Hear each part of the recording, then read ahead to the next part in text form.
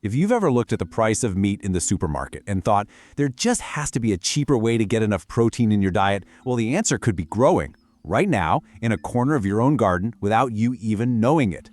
Most people think of vegetables as just a side dish, something green next to the main course, but never really the main course itself.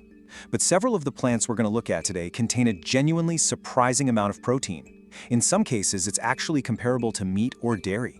And the best part is, all of them can be grown in a home garden or even in pots if you don't have much space. We're going to review 10 protein-rich vegetables, in what order to grow them, and exactly how to sow each one in your own garden. So, let's begin. Number 10. Spinach. Spinach is perhaps the most underestimated plant on this list. Most people see it simply as a decorative green leaf, but it actually contains a remarkably high amount of protein for a leaf, in addition to iron and calcium. Now, for how to grow it, you'll want to sow the seeds directly into loose, well-drained soil at a shallow depth in a spot that gets partial sun. Spinach prefers cooler weather, so autumn or early spring are definitely the best times to plant. Just water it regularly to keep the soil moist, and in about 5 to 6 weeks, you'll be able to harvest the first outer leaves without having to pull up the whole plant. Number 9. Brussels sprouts. Now, Brussels sprouts might have a bit of a bad reputation among those of us who tried them poorly cooked as children, but nutritionally, they are one of the most complete vegetables that exist. They have a considerably higher protein content than most leafy greens out there. Here is how to grow them. They do need a long, cool growing season, so it's best to sow them in late summer to harvest in autumn, or even after the first light frosts, which actually improves their flavor. Plant them with good space between them, in rich, well-fertilized soil. And you do have to be a little patient here, as they can take between 3 and 4 months to be completely ready. Number 8. Corn. The sweet corn that we all know and love actually contains way more protein than most people imagine, especially when you compare it to other warm season vegetables like zucchini or cucumber. To grow corn, it needs to be sown in blocks, rather than in a single row. This is because it's wind-pollinated, so it really needs several plants nearby to produce full cobs. Sow the seeds directly into warm soil after the risk of frost has completely passed. Make sure they get good, direct sun all day, and water them regularly, especially when you see those cobs starting to form. Number 7. Peas. Peas, whether it's the kind you eat right in their pod or the ones that need to be shelled, are among the highest protein vegetables you can easily grow at home. They are also just incredibly rewarding plants, especially if you're a beginner gardener. For growing peas, sow them directly in the soil in early spring, just as soon as the ground can be worked. Peas really prefer cool weather, and they tend to stop producing well once that strong summer heat hits. Be sure to install a simple trellis or some kind of support, since most varieties like to climb, and in just about 8 weeks, you'll be harvesting. Number 6. Fava beans.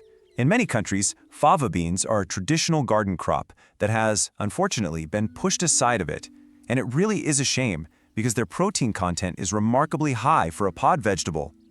To grow fava beans, you sow them directly into the ground in late autumn or early winter if you live in a temperate climate, as they tolerate moderate cold quite well. If you're in a colder climate, early spring is best. They need full sun and well-drained soil, and they usually take between 4 and 5 months to be fully ready to harvest. Number 5. Chickpeas. The chickpea is actually one of the legumes with the highest protein content that exists. And while many of us only ever buy them dried in a bag at the supermarket, growing them at home is surprisingly easy. Here's how to do it. Chickpeas need a long, warm season, so sow them directly into the soil after all risk of frost has passed, right in a spot that gets full sun. It's a drought-resistant plant once it gets established, so it really doesn't require constant watering. It'll take between 3 and 4 months to be ready, depending on whether you want to harvest them green or let them dry out right on the plant. Number 4. Lentils.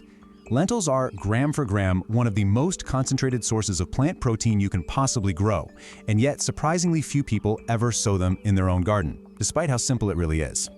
For lentils, you just sow them directly into the soil in early spring, ideally in a place with full sun and good drainage. This is a tough plant that tolerates drought and poor soils remarkably well, which makes it absolutely ideal for anyone just starting out in gardening. They'll be ready to harvest in about 3 or 4 months, right when the pods dry out on the plant. Number 3. Black beans. The humble black bean combines a considerable amount of protein with abundant fiber. It's truly one of the most versatile legumes you can have in your garden, whether you're eating them fresh or drying them to store for the whole year. To grow them, sow the seeds directly into warm soil well after any risk of frost has passed, in a spot that gets full sun.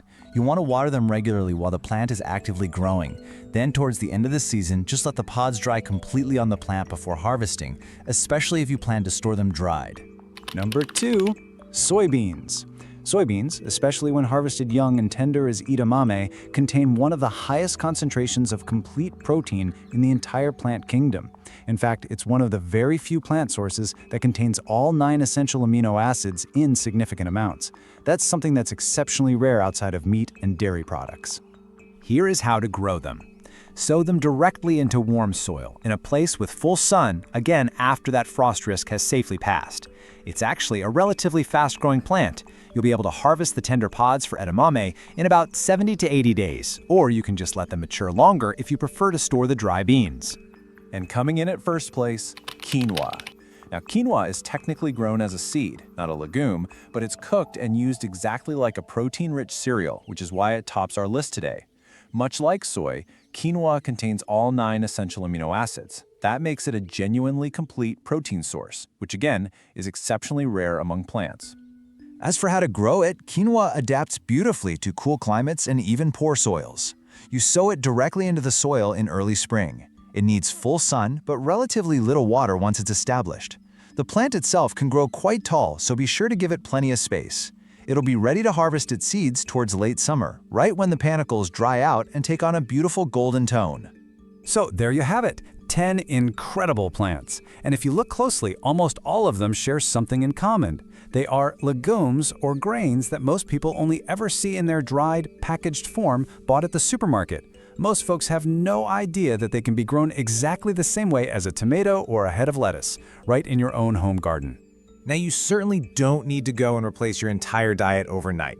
But if you are looking to reduce your grocery bills and cut back on meat spending, or if you simply want to make better use of your garden space, any of these 10 plants is just an absolutely excellent starting point. I'd love to hear from you. Tell me down in the comments which of these you might already grow, or which ones you'd really like to try this coming season. I make sure to read every single one of your comments, and I can't wait to hear your thoughts.